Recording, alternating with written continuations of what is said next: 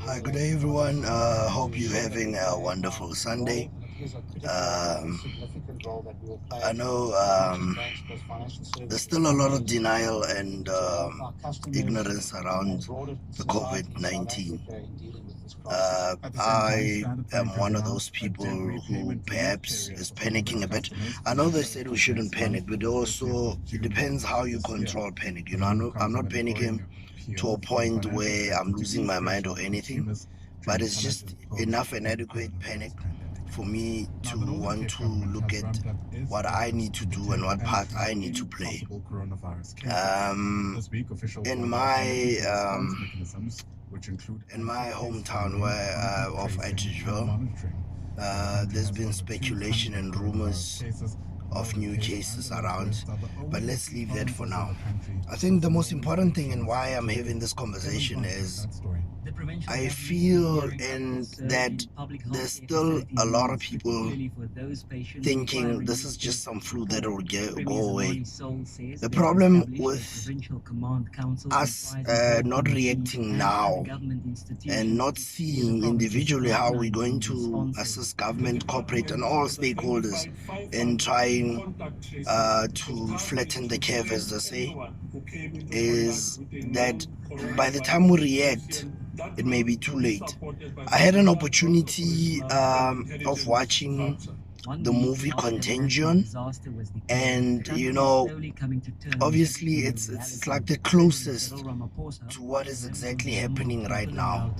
And you realize that, I mean, in countries like Italy, for instance, you've got Argentinian superstar who plays in the Italian league for Juventus, Paulo Dybala. He's tested positive. Paolo Maldini, Italian legend, the defender, has also tested positive for COVID-19. You've got, I forget, there's someone, another legend who seems to have succumbed to COVID-19. The death toll has risen from, I think, when the president announced we were just under 10,000 globally, but now we're over the 13,000 mark.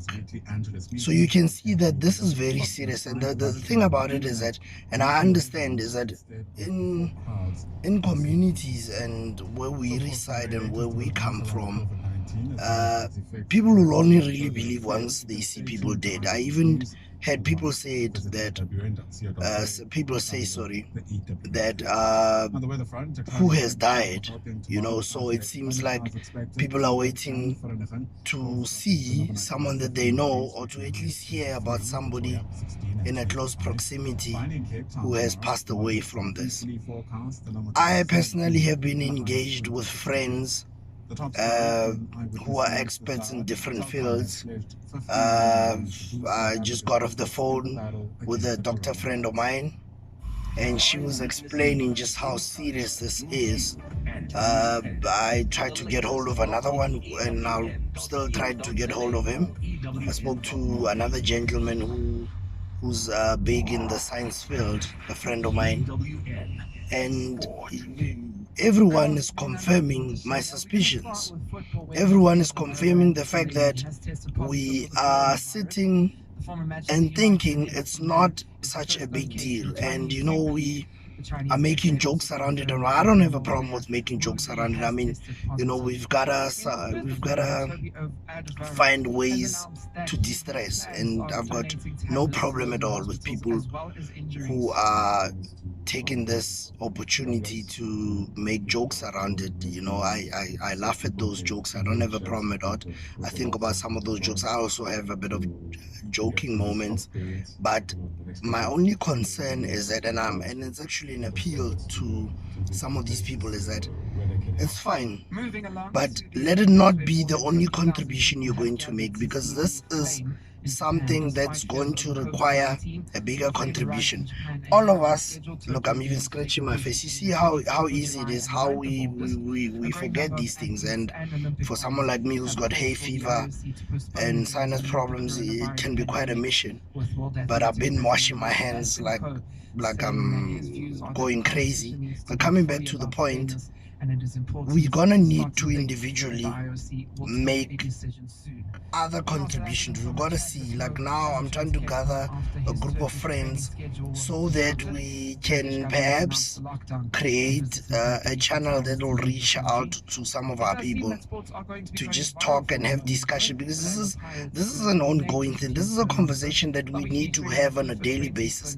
Coronavirus is not I want to talk about, it's not I'm getting tired of talking about the coronavirus, because remember, we are saying that because it has not hit us as badly. We do not have any fatalities as yet, but the minute people start passing away, people that we know, people that we are close to, people that we love, it is when we will want to wish we had reacted before, and that will be too late. A country like ours does not, we not a first world country. We do not have the resources nor the infrastructure to deal with what's coming, and hence it is very important for people to realize that this is not I'll sort it out with my family type of problem. This is I'll sort it out with the entire world type of problem. We all need to engage. We all need to have these discussions. We all need to be sensitive around this issue. We all need to not get tired of talking about COVID-19, because COVID-19 is not getting tired of killing people. You get what I mean? We do not need to get tired of talking about COVID-19, because COVID-19 is not getting tired of killing people. It may not have killed the people that we know or people that we love, but it's coming to that point. We need to be serious about this. We need to have more discussions, because I was making an example now. Imagine somebody who stays in a squatter camp, or somebody who's unemployed, who every day has to wake up and try and figure out on a daily basis what they're going to need to do to put food on the table for them or for their family or for both. It is a huge challenge, and you are trying to tell that person to worry about sanitation, to worry about getting their hands sanitized, getting hand sanitizers, using soap.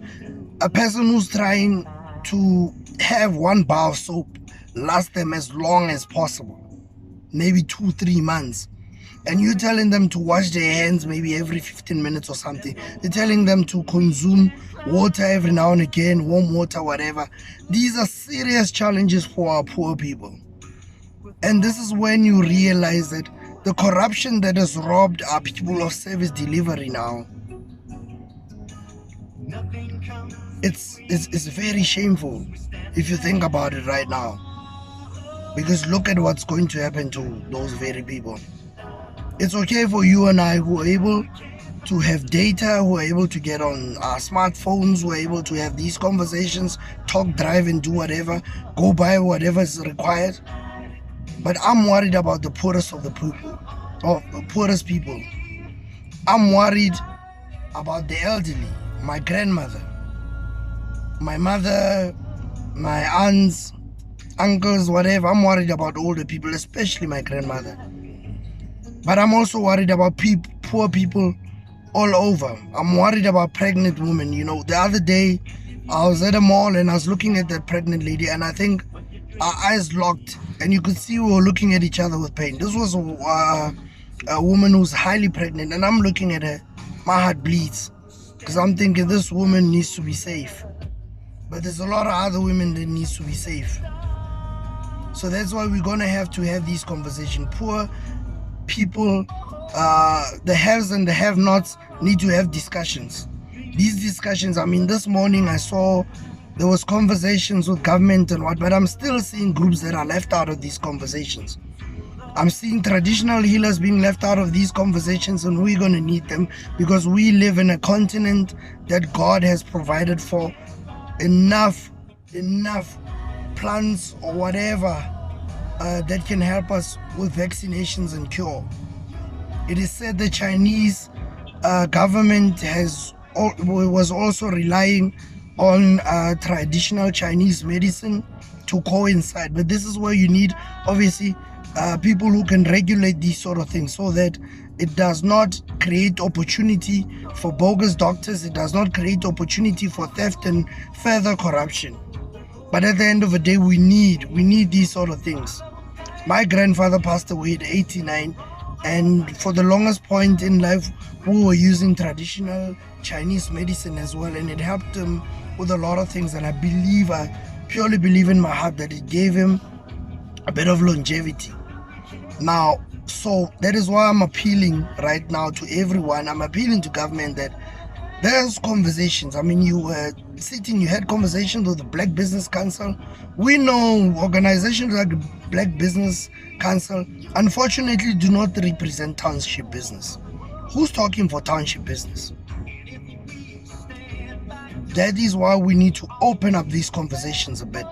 I was happy to see the Minister of Small Business was there in the conversation, but they need to get to the townships, because we cannot afford this sort of catastrophe that is happening right now. We cannot afford to be in a situation where businesses are just closing left, right, and center, but government is not providing aid. So like other countries that are trying to provide grants and what, these sort of conversations need to be had, because these sort of relief funds are there somewhere. We don't know how much it is. Well, I wouldn't know, but all I'm saying is that we need to have the political will. We need to have the will to do whatever it's going to take to save our people. Corporate needs to inject funds. Some funds need to be redirected. That's when we talk of corporate social responsibility. Your CI initiatives, we need to see whether we can take some of that money maybe that was meant to do certain things, or some of the money that is returned by government back to the Reserve Bank having been unused. That's when we need to, municipalities, the DA government that is presiding over Tshwane. You know, we are told that there's a lot of money that goes back that's supposed to be used to develop communities. We need to talk about funds like that. In this case, we need for people not to be selfish, but in the same way, we need to tighten so much that corrupt elements are not allowed to creep in. I'm appealing to friends on what this is not a moment to take things lightly. We have to take things seriously. We have to see. I'll be having this sort of conversations again. I'll be getting a couple of friends that I know together over a round table to have conversations. We're going to record these. We're going to post this, and hopefully you can share them and we can make them go viral, so we can reach to our people. We can reach to people who traditionally would not know, and those people, hopefully we can take some of the messages to the ground, and we can see influential people need to come on board and come help us talk with big business, especially in the townships, to see how we're going to join hands and create and produce solutions for what we're facing. I thank you for watching this video. If you can, please share it. Let's have this conversation. Be safe. May God protect us all. Thank you.